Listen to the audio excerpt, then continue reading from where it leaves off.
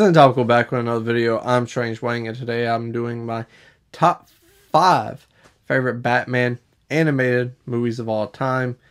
And again, these are my favorites. This is all opinion. Go ahead, put your top 5 in the comment section below. And hit the spot.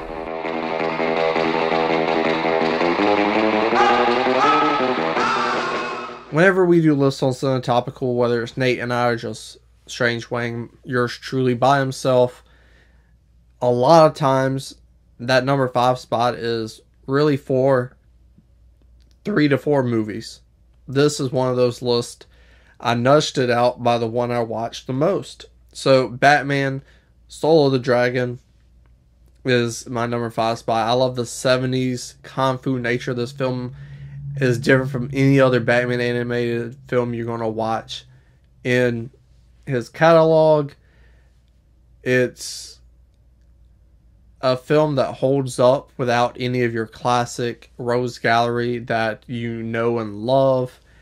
And it's introducing mostly new characters to the DC universe, characters you may be unfamiliar with, a backstory to Bruce Wayne unlike any other we've seen, and with that, new enemies and a whole new team for you to get along with, enjoy, love, etc. And a new side of Batman, because these people knew him pre-Batman, right when the accident happened. They're not used to the billionaire playboy or the angry kid who didn't have way. This was when he found his way, and he was driven, and he was going to succeed. So, a lot of cool dynamics in this film with that, but what puts it over the top and what makes me rewatch it the most is the 70s Kung Fu. English, motherfucker, do you speak it? Kung Fu influence this film has, and it does it extremely well. I love 70s Kung Fu films. Kung Fu. I cannot talk today. Number 4 is going to be a 2-parter, and it is The Dark Knight Returns. What an incredible, deep, nail-biting, action-packed story, surprisingly with emotion. You see a whole new side of Batman you've never seen before. The George Miller art is iconic. It's so different from anything we've seen before. You get classic stuff like Batman, Joker, Batman, Superman like we've never seen before. We get the Mutant Gang, which is new to the Rose Gallery. That's different and new and unique and fresh, and sets the tone for the rest of the film that, hey, this isn't like your everyday Batman film. This is different. This is grungy. This is edgy. This is punk rock-esque. It's not meant to be perfect. What you see is what you get. And that's ass-kicking, take no names, violence in the Batman universe. Part 1, Part 2, I'm combining them all as one. It's one huge story. So, The Dark Knight Returns is my number 4. At my number 3 spot, we have Return of the Joker, Batman Beyond. I am a kid of the 90s, 2000s. So, Batman the Animated Series was my motherfucking shit, son. I absolutely love the character and how it was portrayed in the Dark Knight. I love that too. But that Batman the Animated Series, Kevin Conroy is my Batman forever. He is what I think of when I think of Batman. I think of the animated series. So finally getting a true ending to the animated series in Batman Beyond universe was amazing. The Tim Drake stuff was something you wouldn't be able to see on television. We'll talk about that later. So upping the ante, making it feel important, making it feel like the stakes are higher just by showing you how the Joker crossed the line with Tim Drake's Robin, and the emotion, the action, the techno vibe, all things you felt in this film that you love from Batman the Animated Series, that you love from Batman Beyond, all in this, but done a little bit better because the budget's a little bit better. So you take something I love and improve on it, I'm going to love it even more in Batman Beyond. Incredible, fun, groundbreaking, on the edge of your seat, twists and turns like you haven't seen before in this universe. Because, my opinion, like it matters, Batman Beyond was cut short. It should have went on longer, and I wish we got more Batman Beyond stuff now, but it is what it is. What else? Number 2, we got Batman Under the Red Hood, the original, not the pick your journey version, DVD, whatever, came out. This is the 2010, 2011. I'm not good with years. Is that one. And it is incredible. You get this heartfelt, emotional story at the end, and you get all this action leading up to it, and then it just turns and it flips your heart upside down, and you're like, ah, dude, I see you.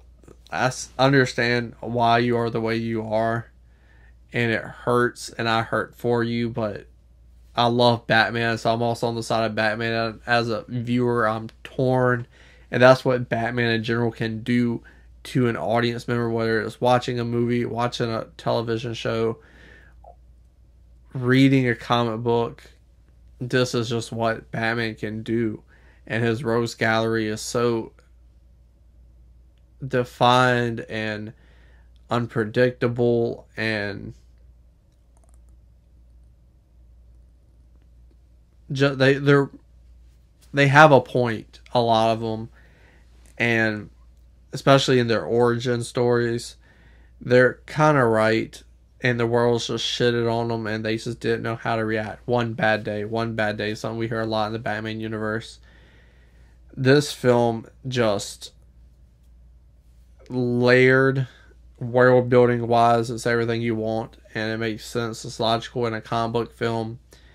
Mixing in the Red Hood and the Joker, putting the stakes so high up that it's impossible not to be invested, not to be on the edge of your seat thinking what's going to happen next, where is this going to go if you're not familiar with the comic book. But even if you are, I'm sure it could get you that invested where you look past it, especially on the first watch.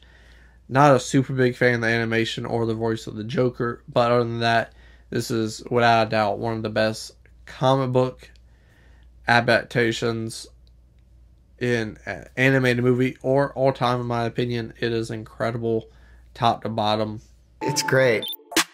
Not as great as my number 1, which is Batman Mask of the Phantasm. Like I said, with Batman Beyond Return of the Joker, because this is a motion picture, you can up the stakes a little bit more, you can do more stuff, and it worked perfectly with the character of the Joker and introducing the new character of the Phantasm, for sure, because you're revisiting Bruce's past like we've never seen before, filling out the story, making you feel like this relationship is important without telling you verbally this relationship is important, because everyone knows that shit's lame.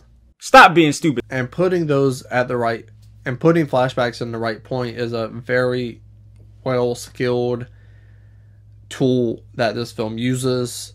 Again, upping the ante, making it, I guess it's PG-13. There's a lot of stuff you see in this that you won't see in the animated show. Obviously, the voices I grew up with, the design, the art style that I grew up with, all on the big screen, beautiful as ever. But just the layers of story as to the Batman lore, and his Rose Gallery gets filled out a bit more, and it's also origin story for the Joker. This film's probably 30 years old, if not older. So if you haven't seen it, sorry, but you learn out why the Joker is the way he is and where he came from. Love, pain, heartbreak, excitement. This film, not only is it one of the best, in my opinion, the best Batman animated movie of all time, it's one of the best Batman movies of all time, and one of the best animated films of all time as well. This film is simply incredible, and if you don't believe me, watch it. Please go down to the comment section below. Let me know your top 5 favorite Batman the animated series, favorite Batman animated movies of all time. There's a bunch of them. Scroll back up, hit the like button, share the video, and subscribe.